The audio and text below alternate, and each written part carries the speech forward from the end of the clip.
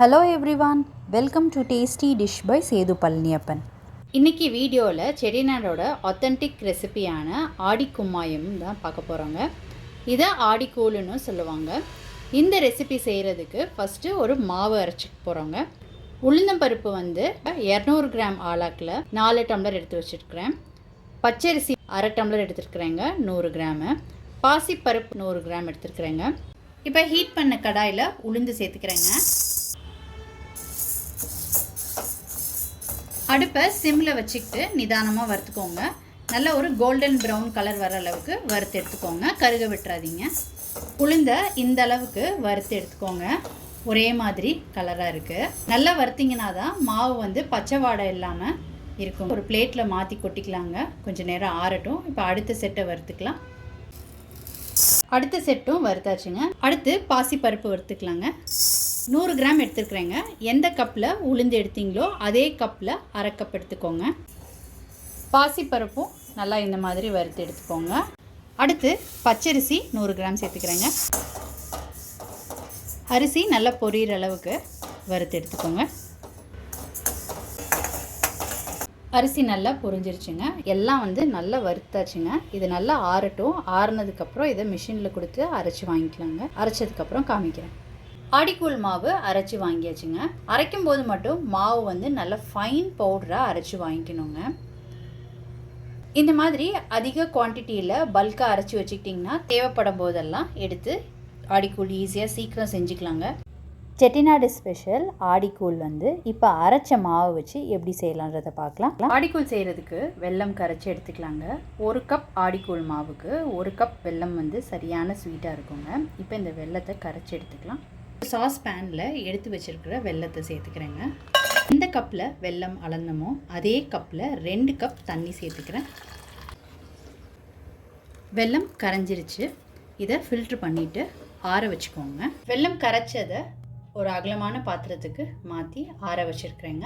ஆடிக்கூழ் மாவு 1 கப் எடுத்து வச்சுருக்கிறேங்க. வெல்லம் கரைச்சி வச்சுருக்கிறதோட இந்த 1 கப் மாவை சேர்த்துக்கிட்டு கட்டி இல்லாமல் கரைச்சி எடுத்துக்க போகிறேங்க. ஒரு விஸ்க் வச்சு கட்டி இல்லாமல் கரைச்சி எடுத்துக்கோங்க. கட்டி இல்லாமல் கரைச்சி எடுத்துக்கிட்டாச்சு. உங்களுக்கு கட்டி இருந்துச்சுன்னு ஃபீல் பண்ணிங்கன்னா ஒரு வடிகட்டியில் போட்டு ஃபில்ட்ரு பண்ணி அதுக்கப்புறம் யூஸ் பண்ணுங்கள். இப்போ ஒரு கடாய் ஹீட் பண்ணியிருக்கிறேங்க. இதில் 2 டேபிள் ஸ்பூன் நெய் சேர்த்துக்கோங்க. நெய் உருகினதுக்கப்புறம் அடுப்பை சிம் பண்ணிவிட்டு கரைச்சி வச்சுருக்கிறத இதில் சேர்த்துக்கோங்க. இப்போ இதை நல்லா கலந்து விட்டுக்கோங்க. நான் துடுப்பு யூஸ் பண்ணி தான் கலந்து விட்டுக்கிறேங்க. இப்போ அடுப்பை கொஞ்சம் கூட்டி வச்சுக்கோங்க. இப்போ கொஞ்சம் கொஞ்சமாக திக்காக ஆரம்பிக்குதுங்க. கை விடாமல் கிளறிக்கணும், இல்லாட்டினா கட்டி தட்டுப்பட்டுருங்க.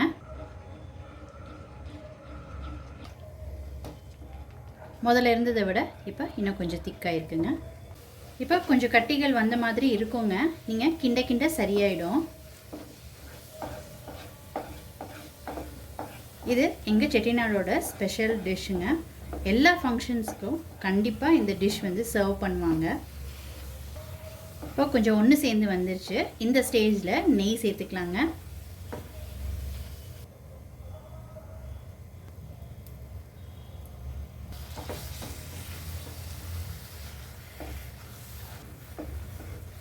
நல்லா கட்டிகள் இல்லாமல் ரொம்ப சூப்பராக வந்திருக்குங்க. இன்னும் கொஞ்சம் கலரி விட்டுட்டு அதுக்கப்புறமாட்டி நல்லா ஒன்று சேர்ந்து வந்த பிறகு இறக்கிடலாம். நெய் இன்னும் 1 ஸ்பூன் சேர்த்துக்கிறேன்.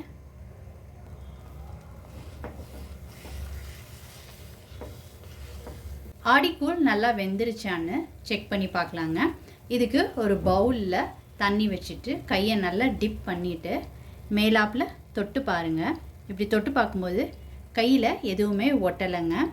ஆடிக்கூழ் சூப்பராக ரெடி ஆகிடுச்சு. இப்போ அடுப்புலேருந்து இறக்கிடலாம்.